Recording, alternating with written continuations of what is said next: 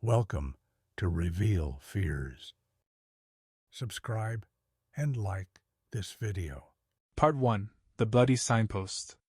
Detective Sergeant Caroline Vance stood in the icy drizzle of a gray December morning, squinting at a scene that both intrigued and unnerved her. The crime scene was cordoned off in the shadow of an abandoned slaughterhouse on the outskirts of town. The building loomed behind her, its rusted corrugated walls streaked with years of rain and neglect. The scent of damp decay lingered in the air, a mix of rotting wood and the faint metallic tang of blood. The signpost, as they were calling it, stood 10 feet from the slaughterhouse entrance. A crooked wooden pole had been hammered into the frozen ground. Dangling from it, tied with coarse twine, was a single black leather glove. Blood spattered the pole and the surrounding earth, but there was no body, no obvious sign of a struggle. Just that glove and an ominous message scrawled beneath it. The message had been painted on the pole in dark, dripping letters. "Tio, find what you seek, follow the path to the root." Caroline crouched beside it, the chill biting through her wool coat. She'd seen strange crime scenes before, but this had the unmistakable air of a twisted game. "No blood trail leading away from here," she murmured to the crime scene technician kneeling nearby, bagging soil samples. The technician glanced up briefly, her face pale. "Whoever staged this cleaned up after themselves. Or they didn't leave the scene alive." Caroline straightened, her gaze shifting toward the old slaughterhouse.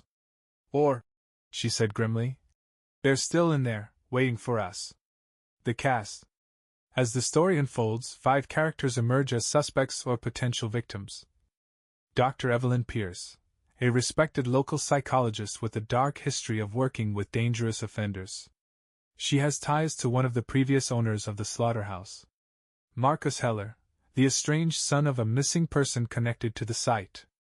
Known for his erratic behavior and troubling artistic creations involving blood and animal parts.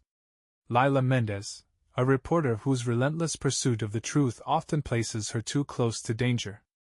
She has written about the abandoned site before and received anonymous threats. Theo Rasmussen, a reclusive farmer who owns the land bordering the slaughterhouse. His past is murky, with whispers of violence and revenge. Detective Callum Briggs, Caroline's partner, harboring his own secrets that might cloud his judgment, or worse, incriminate him. What will the next clue reveal? What does the root signify? And why the glove? Part 2. Into the Belly of the Beast. Caroline stood at the entrance to the slaughterhouse, her flashlight's beams slicing through the gloom. The warped door creaked as she pushed it open, revealing a cavernous space that reeked of mildew and rust. The floor was littered with debris, shattered bottles, decayed wooden pallets, and scraps of stained burlap. Overhead, chains swayed slightly in the draft, their metal links clinking like ghostly whispers. "Doesn't look like anyone's been in here for years," Callum muttered, stepping in behind her. His flashlight caught the edge of a butcher's hook, its shadow sprawling across the floor like a skeletal hand. "But someone was here," Caroline replied. Her tone carried a quiet conviction, honed over years of piecing together clues no one else noticed. She moved further into the building, careful to avoid stepping on anything that could disturb evidence. "That message on the signpost wasn't random. They're pointing us to something." Callum hesitated at her side, his usual confidence replaced with unease. "What if it's a trap?" Caroline turned to him, her eyes sharp. "Then we spring it. Carefully." The beam of her flashlight passed over a table at the far end of the room. It was covered with an oilcloth, the corners weighed down with what appeared to be rusted bolts. But what caught her attention was a jagged symbol carved into the wood, a crude drawing of a tree with its roots twisting like snakes. "That's it," Caroline said, gesturing toward the carving. "The root." As they approached the table, a faint metallic smell grew stronger. Caroline reached out cautiously, peeling back the oilcloth. Beneath it was a stack of photographs, warped and stained, but unmistakably chilling. Each photo depicted a person tied to a wooden chair, blindfolded, and gagged. Blood streaked their clothes and skin, and in every image, the same symbol, the tree with the twisting roots, was scrawled on the wall behind them. "Jesus," Callum breathed, Caroline's fingers hovered over the photos. The faces were blurred, but one stood out, a man with wild, unkempt hair and a look of terror frozen on his features. Marcus Heller. Before she could say anything, a low, hollow thud echoed from the shadows. Both detectives froze, flashlights darting toward the noise. "Someone's here," Callum whispered, drawing his weapon. Caroline stepped toward the sound, her heart pounding in her chest. The room seemed to tighten around her, the walls pressing in with every step. Then she saw it, another glove. This one was pinned to a post near the back wall, smeared with fresh blood. Beneath it was another message, this one scratched into the wood with jagged, uneven lines. "The root is deeper than you know." The noise came again, closer this time. Caroline spun toward it, flashlight trembling slightly in her grip. Whatever game they'd been dragged into, it wasn't over. "Call for backup," she ordered Callum, her voice steady despite the fear creeping up her spine. But when she turned, Callum was gone. Part 3: Shadows and Secrets. "Callum?" Caroline's voice cut through the suffocating quiet. Her flashlight swept over the dim expanse of the slaughterhouse, its beam dancing over rusted chains and broken machinery. Nothing. Her heart thudded harder, her instincts shifting from investigative to survival mode. Callum was reliable, steady. He wouldn't just wander off without a word. The sound came again, louder now. A metallic scrape followed by a hollow clang. Caroline edged closer to the source, her weapon drawn. Her flashlight illuminated a doorway at the far end of the room, slightly ajar, revealing a set of stairs leading down. A basement. Her stomach twisted. She hadn't noticed the stairs before. As she descended, the air grew colder, heavier. The narrow steps creaked underfoot, and the faint smell of damp earth mixed with something more sinister, something sweet and metallic. Blood. At the bottom of the stairs, her flashlight revealed a cramped, low-ceilinged space. The walls were concrete, the floor packed dirt. In the center of the room stood an old wooden chair. A single bulb hung above it, swaying slightly, casting distorted shadows that seemed to dance along the walls. Callum wasn't there. But something else was. Caroline approached the chair, her pulse hammering. Tied to its back was a piece of paper, aged and yellowed, with a single word scrawled across it in thick black ink. "Liar!" Her jaw clenched.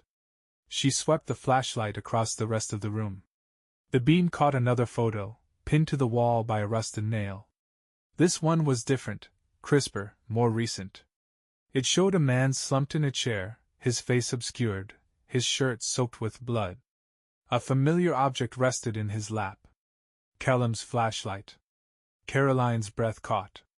She grabbed the photo, her fingers trembling as she examined it. The angle of the shot, the stark lighting, it wasn't staged. It was real. Before she could process what she was seeing, a faint creak sounded behind her. She spun, weapon raised, but saw only the yawning darkness of the stairwell. "Callum!" she shouted, her voice echoing off the walls. A figure emerged at the top of the stairs, silhouetted against the dim light from the room above. Caroline's breath hitched as she aimed her flashlight and weapon at the shape. It was Callum. His face was pale, his eyes wide with something that looked like fear, or guilt. He held up his hands as he descended slowly. "It's me. It's just me." Caroline didn't lower her weapon. "Where the hell did you go?" He hesitated, his gaze darting around the room. "I thought I heard something outside. I went to check it out." Her eyes narrowed. "You didn't say a word. You just left me here." Callum ran a hand through his hair, his shoulders tense. "I'm sorry. I thought I saw someone. I didn't want to lose them." Caroline studied him for a long moment before finally lowering her weapon. "There's more going on here than we realized," she said, her voice tight. She handed him the photo. "And it's getting personal." Callum's face darkened as he looked at the image. That's not possible. That chair wasn't here when we came in." Caroline's reply was cut short by a loud, mechanical grinding sound from above. Both detectives turned toward the stairs. The door at the top had slammed shut. Part 4. The Locked Door. Caroline sprinted up the stairs, flashlight beam bouncing erratically as she moved. The air seemed thicker now, as though the room itself resisted her efforts. Reaching the top, she tried the door. It didn't budge. "Help me!" she called down to Callum. He was already halfway up the stairs, his expression tight with tension. Together they pressed their shoulders against the door, straining against its stubborn weight. The old wood groaned but didn't give. "Something jammed it," Callum said, panting. He knelt to examine the crack between the door and its frame. His flashlight illuminated splinters of wood and something metal. A heavy bolt had been slid into place from the outside. Caroline's stomach sank. "Someone's still here." Her words hung in the silence like an accusation. Callum stood, brushing dust off his hands. "So what do we do? Try to break it down?" "No," Caroline said, forcing herself to stay calm. "We need to conserve our strength. If they wanted to hurt us, they'd have done it already. This is about control." Callum raised an eyebrow. "You think they're toying with us?" She nodded, her mind racing. Whoever they were dealing with, this wasn't random. The photographs, the cryptic messages, everything was calculated. Caroline's flashlight flickered, then dimmed. She tapped it, but the light sputtered weakly. The basement grew darker, the single bulb casting feeble light across the damp walls. A soft sound broke the silence. It was faint, almost imperceptible, a rhythmic tapping, like fingernails drumming on metal. It came from deeper in the basement. "Did you hear that?" Callum asked, his voice low. Caroline nodded, gripping her weapon tightly. She turned toward the sound, the weak beam of her flashlight cutting through the gloom. The tapping stopped. "Stay behind me," she said, her voice firm. They moved cautiously back down the stairs, the bulb's light swaying with every step. The sound had come from the far corner of the room, where the shadows were thickest. "Over there," Callum whispered, pointing. Caroline's flashlight landed on a metal hatch embedded in the floor, its surface scratched and rusted. A heavy chain lay coiled next to it, and the padlock that had once secured it dangled open. "Someone was down here," Caroline said, kneeling beside the hatch. The edges were slick with moisture, and a faint smell of decay wafted up from the cracks. Callum frowned. That wasn't in the reports. This hatch wasn't mentioned. "Probably because they didn't know it was here," she replied. Her fingers brushed against the cold metal, and a chill ran through her. The scratches on the surface weren't random, they formed letters. She traced them with her fingers, reading aloud. "Beneath lies truth." Callum's face paled. "You think they're leading us down there? Or daring us?" Caroline said. The tapping began again, louder this time. It echoed from the darkness below the hatch, sharp and insistent. Caroline tightened her grip on her flashlight and glanced at Callum. "You with me?"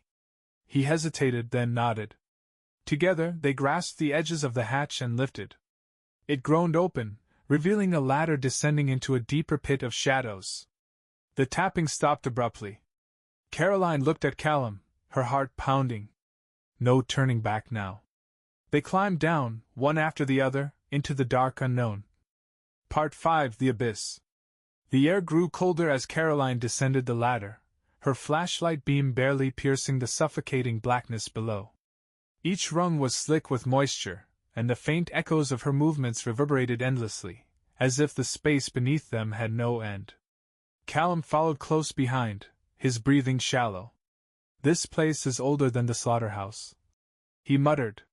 His voice sounded thin, as though the darkness itself was devouring it.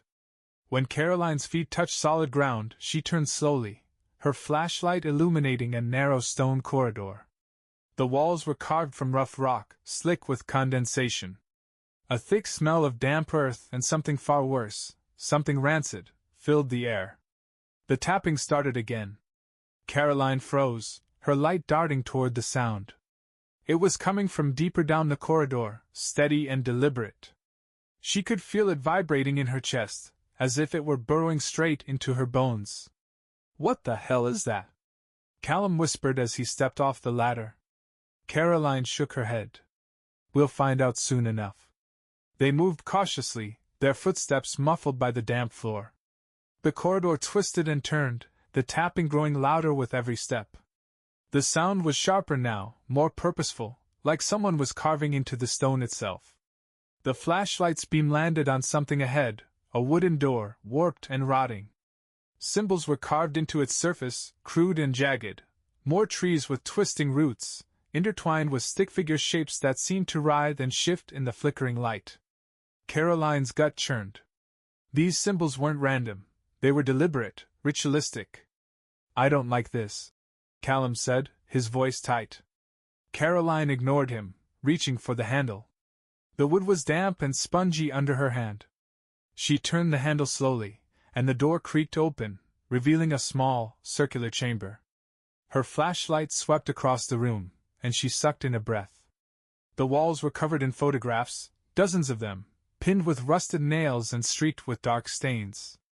Each one showed a different person in the same position, bound to a chair, blindfolded, the tree and root symbol painted behind them in blood. In the center of the room was another chair. This one wasn't empty. Callum swore under his breath as the flashlight revealed the figure slumped in the chair. It was a man, his face obscured by a burlap sack tied tightly over his head.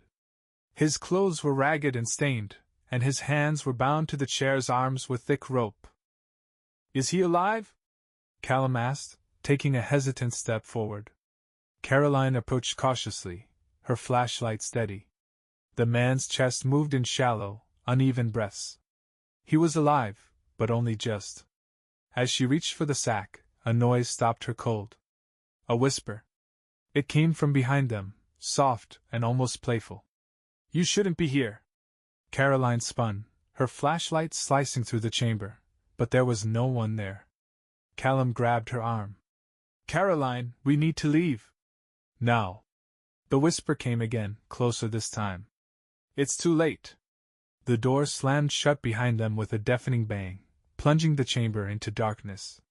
The flashlight flickered, then died, leaving them in suffocating blackness.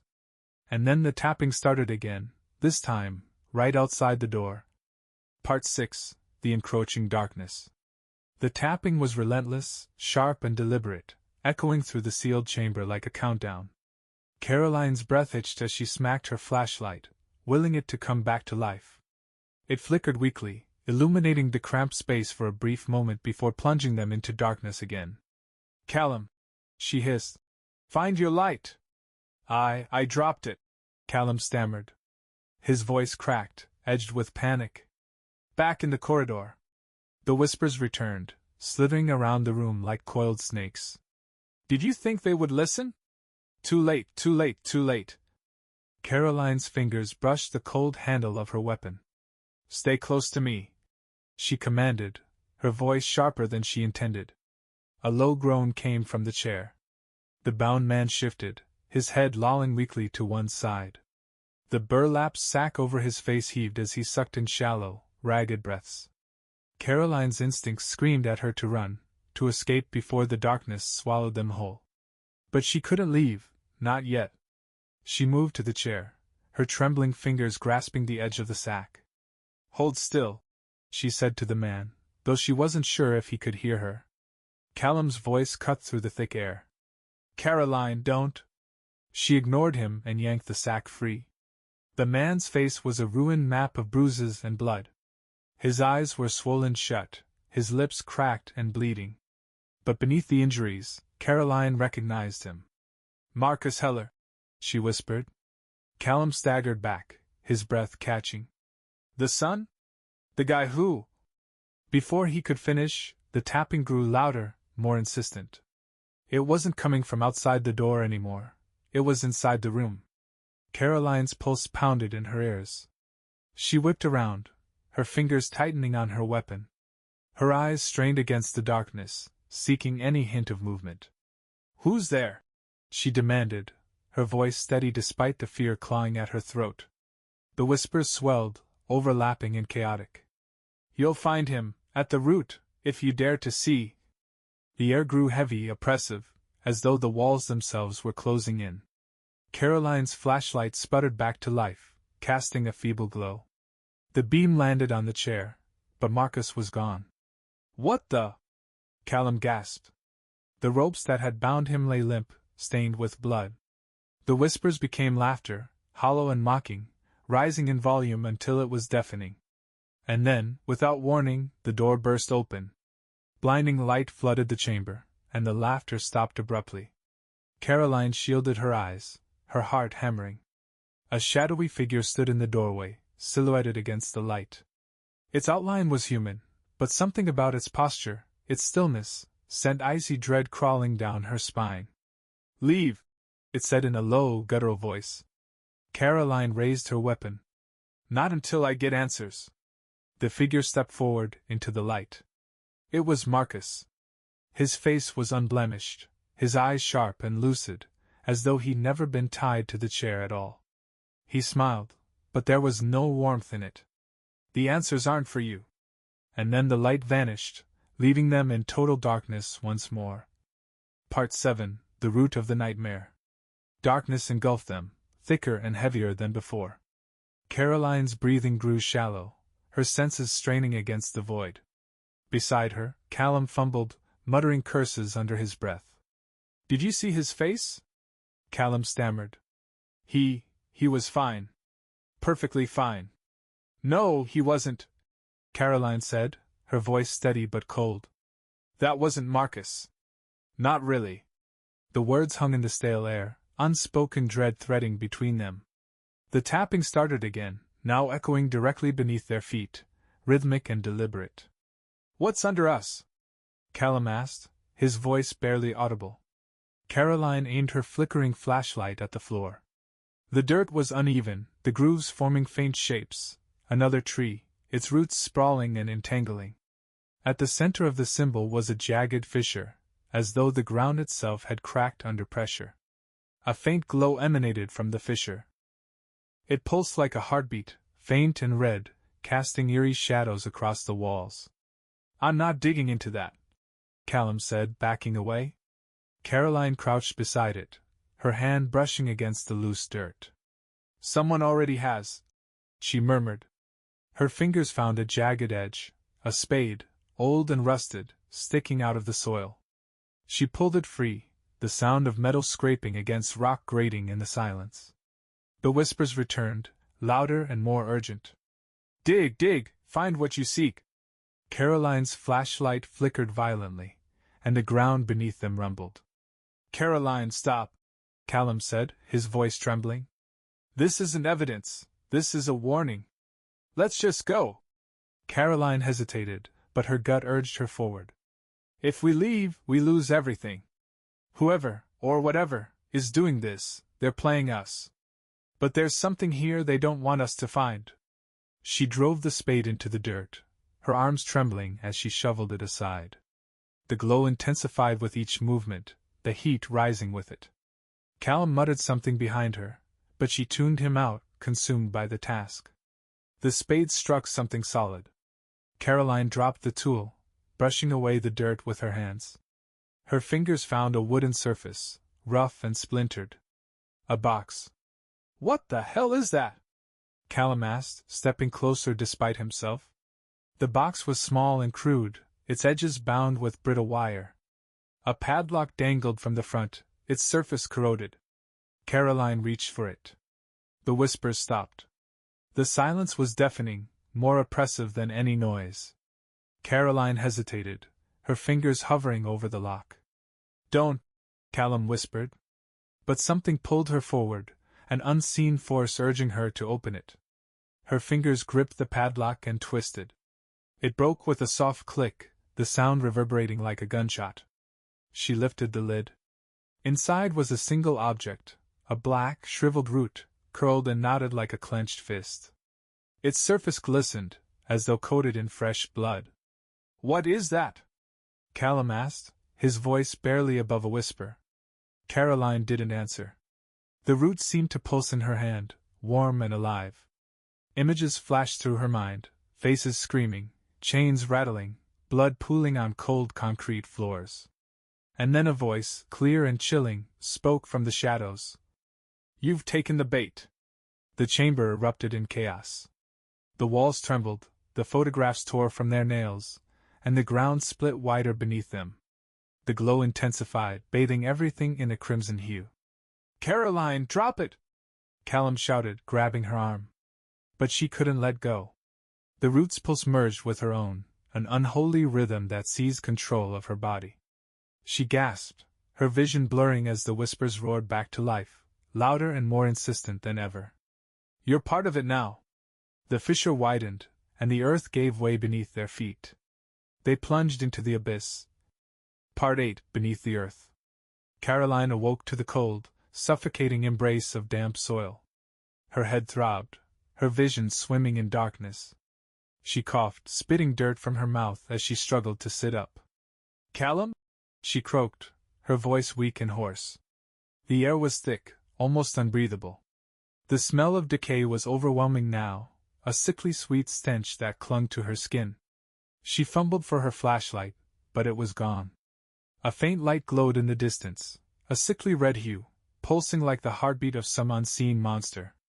"Callum!" she called again, louder this time. A groan answered her. She crawled toward the sound, her fingers clawing through the dirt until they brushed against fabric. "Callum!" He was sprawled on his side, his face pale and streaked with grime. He blinked up at her, dazed. "What? Where are we?" "I don't know," she said, helping him sit up. "The ground gave way. We fell." His eyes darted to the red glow. "What the hell is that?" Caroline didn't answer. She didn't want to. The light seemed alive, its rhythm resonating deep in her chest. She pulled Callum to his feet. "We have to keep moving," she said, trying to sound braver than she felt.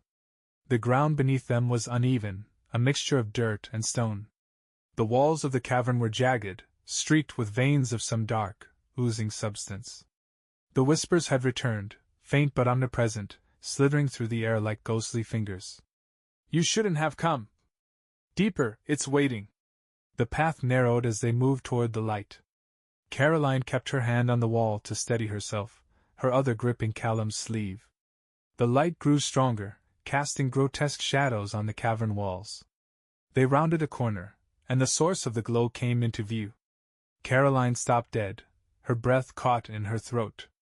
The cavern opened into a massive chamber, its walls lined with the same twisting tree and root symbols they'd seen above. But here, the symbols weren't carved or painted.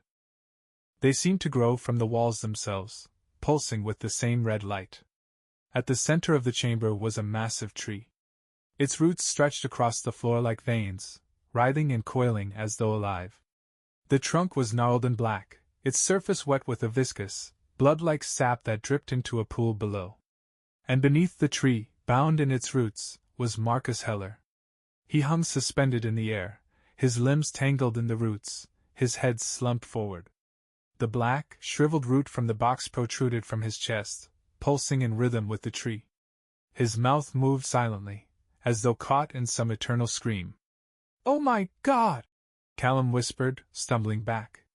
Caroline's legs felt like lead, but she forced herself to step forward. "Marcus?" she called, her voice trembling. His head snapped up, his eyes wide and unseeing. His mouth opened, and a voice poured out, not his voice, but something deeper, darker, resonating with a primal malice. "You have come, and now you belong." The roots began to move, slithering toward them like serpents. "Run!" Caroline shouted, grabbing Callum's arm. But the roots were faster. One coiled around Caroline's ankle, yanking her off her feet. She screamed, clawing at the dirt as it dragged her toward the tree. "Caroline!" Callum lunged for her, his hands wrapping around her wrist. He pulled with all his strength, but another root shot out, wrapping around his waist and hauling him back. The tree's glow intensified, the chamber shaking with its power. The whispers turned to screams, deafening and chaotic. Caroline struggled against the root's grip, her fingers scraping at the dirt. Her eyes locked on Marcus, his face contorted in agony as the root in his chest pulsed faster and faster. And then, everything stopped. The light dimmed, the roots froze, and the screams fell silent. From the shadows of the chamber, a figure emerged. It was the same figure they'd seen above, the one that looked like Marcus but wasn't him. It stepped toward them, its movements slow and deliberate, its smile cold and cruel. "You've fed the root," it said, its voice echoing. "Now it will grow." The roots tightened their grip, and the chamber began to collapse. Part 9: The Ritual's Price. The cavern shuddered violently as the roots twisted and writhed, pulling Caroline and Callum closer to the monstrous tree. The figure that resembled Marcus stood motionless, watching with that unsettling smile. "You've come this far," it said, its voice calm amidst the chaos. "Don't fight it. You were always meant to be here." "Shut up!" Caroline screamed, her hands clawing at the root coiled around her leg. The rough bark tore at her skin as she tried to free herself, but it was no use. The red glow pulsed brighter, and from the tree came a sound, a low, guttural groan that resonated through the chamber. It was alive. Callum was fighting too, his arms flailing as roots ensnared his waist and arms. "Caroline, do something!" "I'm trying!" she shouted back, her voice breaking. The figure stepped closer, tilting its head as though amused by their struggle. "You don't understand," it said. "The root doesn't take. It gives. It grows from what you feed it." "What the hell are you talking about?" Caroline spat, her nails digging into the dirt as the root dragged her inch by inch toward the tree. The figure's smile widened. "It grows from pain. From fear. From sacrifice. And you've brought it everything it needs." Caroline's mind raced. The photographs, the messages, the gruesome displays, it all pointed to one thing: they were being manipulated, lured into a ritual they didn't even realize they were part of. "You're lying," she said, though her voice wavered. The figure crouched beside her, its eyes glinting with malice. "Am I?" With a sudden jerk, the root lifted her off the ground, suspending her in the air. She gasped as the air grew thinner, her vision blurring. "Caroline!" Callum shouted, his own struggles growing more desperate.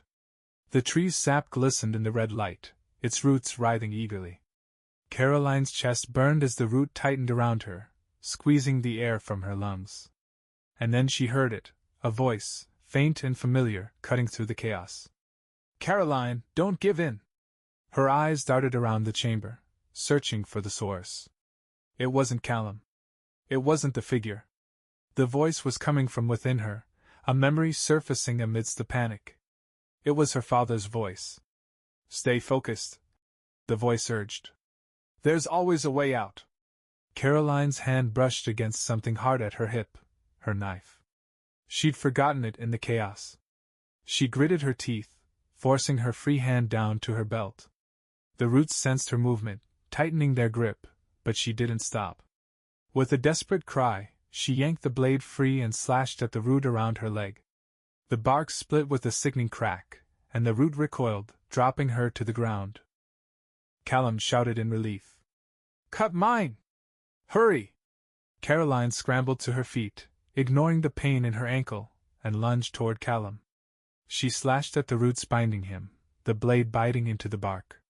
One root snapped, then another, and he fell to the ground, gasping. "Go!" she yelled, grabbing his arm and pulling him toward the far side of the chamber. The tree roared, its roots lashing out in fury. The ground beneath them trembled, chunks of dirt and stone falling from the ceiling. The figure didn't move, its smile never faltering. "You can't escape," it said. "You're already part of it." Caroline ignored it, dragging Callum through the chaos. The red glow dimmed as they reached a tunnel at the edge of the chamber, a narrow passage barely wide enough to squeeze through. "Go!" Caroline shoved Callum ahead of her, glancing back at the tree. The roots were surging toward them, faster now, their tips glistening with blood. She ducked into the tunnel, her shoulders scraping against the rough walls. Callum was ahead, his breathing ragged but determined. The passage twisted and turned, the red glow fading behind them. The whispers followed, softer now but still there. "You can't run forever. It will find you, it always does." Finally, the tunnel widened, and they burst into open air. Caroline collapsed onto the ground, gasping for breath. The night sky stretched above them, cold and merciless. The forest surrounding the slaughterhouse was silent, the air heavy with the scent of pine and damp earth. Callum rolled onto his back beside her, his chest heaving. "What the hell just happened?" Caroline stared up at the stars, her hands trembling. "I don't know," she whispered. But deep down, she knew this wasn't over.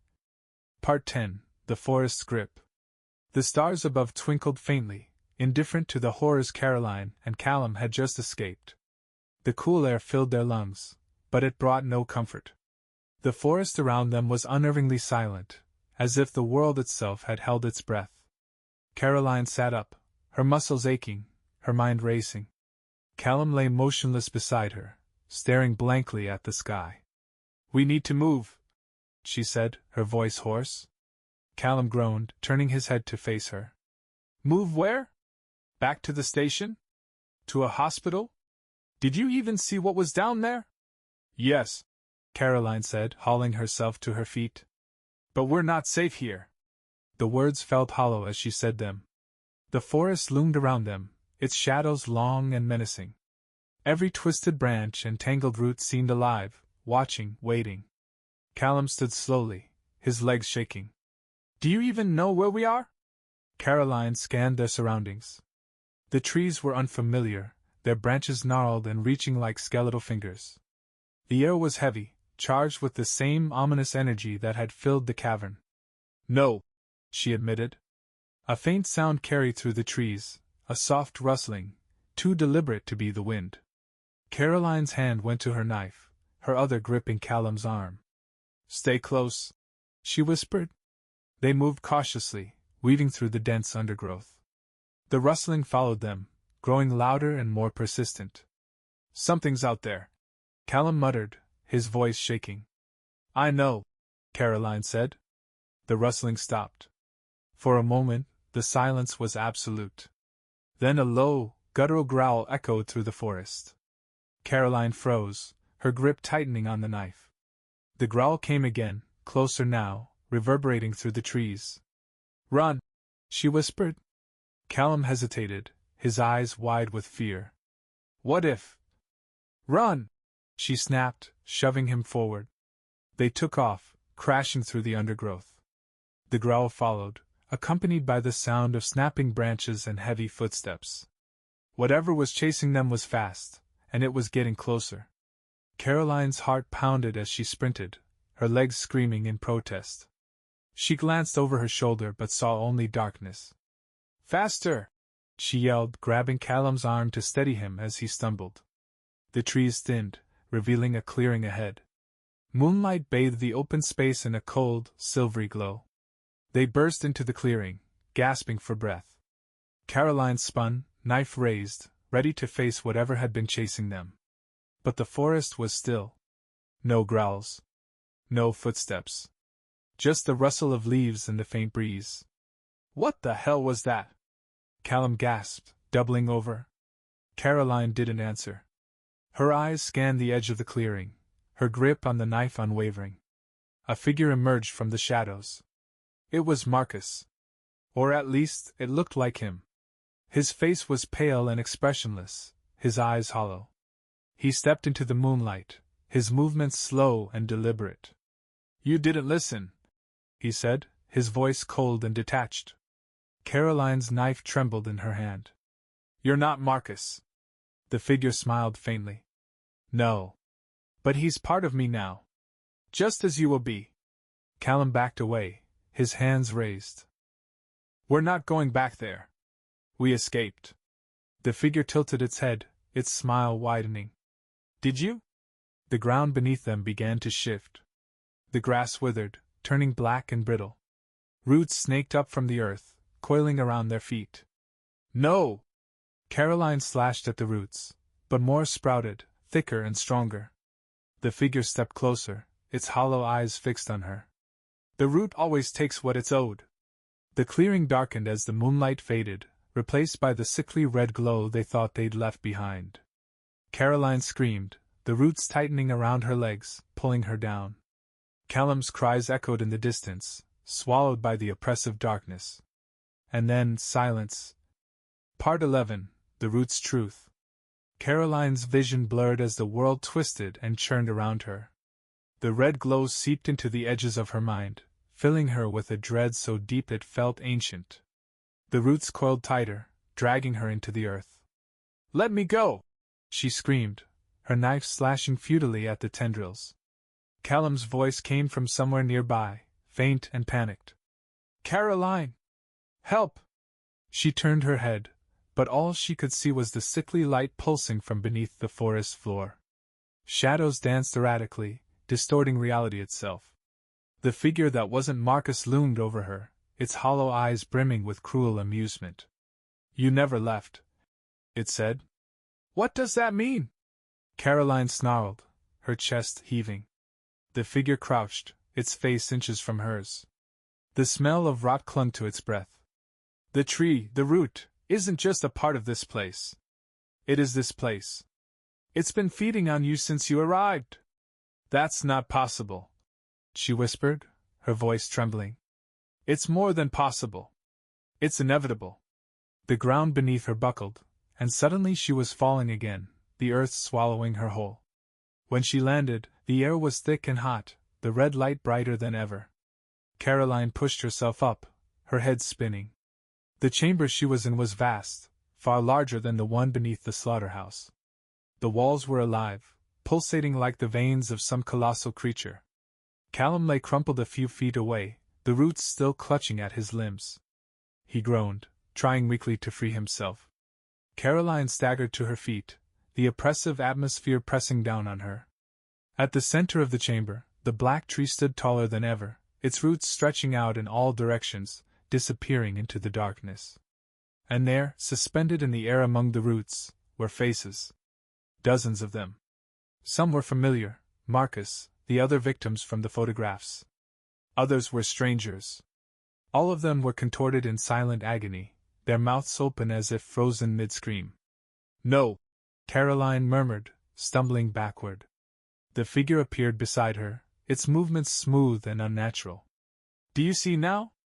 The root grows from pain, from fear. You've fed it more than you know." She turned to it, her eyes blazing with defiance. "What do you want from us?"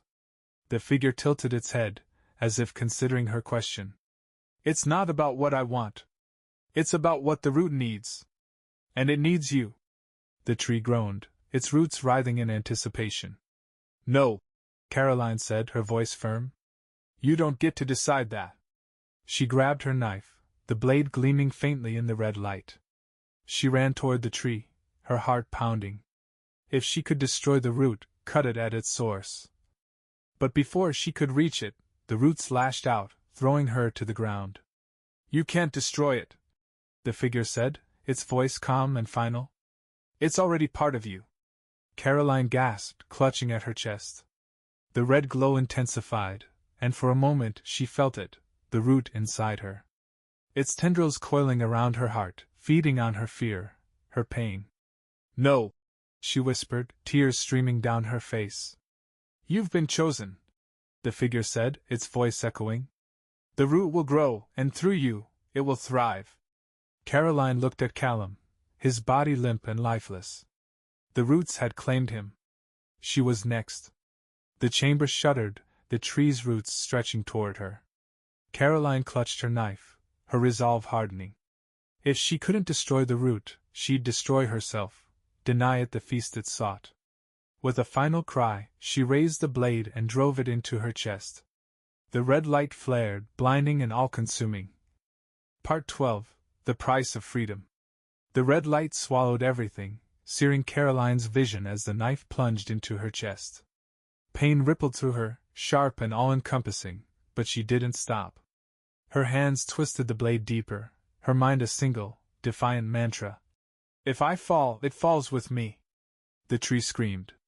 Its groan shook the chamber, a low, guttural wail that pierced Caroline's mind. The roots recoiled, thrashing wildly as the crimson glow pulsed erratically. The faces suspended in the roots twisted, their expressions softening from torment to something almost peaceful.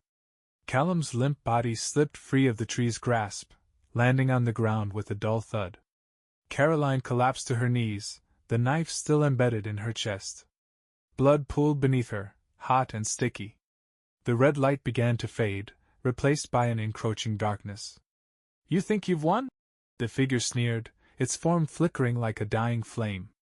Caroline looked up, her vision blurring. "No," she whispered, her voice faint but resolute. "But neither have you." The figure snarled, its smile faltering for the first time. "You can't kill what's already grown. The root is everywhere. It will return." The tree's groans grew weaker, its roots falling limp one by one. The pulsating walls began to crack, jagged fissures spreading like spiderwebs. The entire chamber trembled as though on the verge of collapse. Caroline's breathing slowed, her body growing cold. She turned her head toward Callum. "Callum!" she croaked, her voice barely audible. He stirred, his fingers twitching. With great effort he pushed himself upright, his face pale and streaked with dirt. "Caroline? You have to leave," she whispered. "Now." "No." Callum crawled toward her, his eyes wide with panic. "I'm not leaving you here." The chamber groaned louder, chunks of stone falling from the ceiling. The roots were disintegrating, turning to ash that swirled in the suffocating air. "You have to," Caroline insisted, her strength fading. She gripped his arm with bloodied fingers. "Go. Tell them what's here. Burn it. Burn it all." Callum hesitated, tears brimming in his eyes. "I can't." "Go!" she shouted, using the last of her strength to push him away. Callum stumbled to his feet, his legs trembling. He looked back at her one last time, his face etched with anguish, before he turned and ran toward the fading red glow of the tunnel. As the chamber began to collapse, Caroline slumped to the ground, her vision narrowing. The figure flickered beside her, its form disintegrating along with the tree. "You think this ends here?" it hissed, its voice distorted and fading. "You are part of it now. You always will be." Caroline closed her eyes, a faint smile on her lips. "Maybe. But not today." The chamber caved in, the tree's remnants consumed by the collapsing earth. Epilogue. Months later, the slaughterhouse was gone.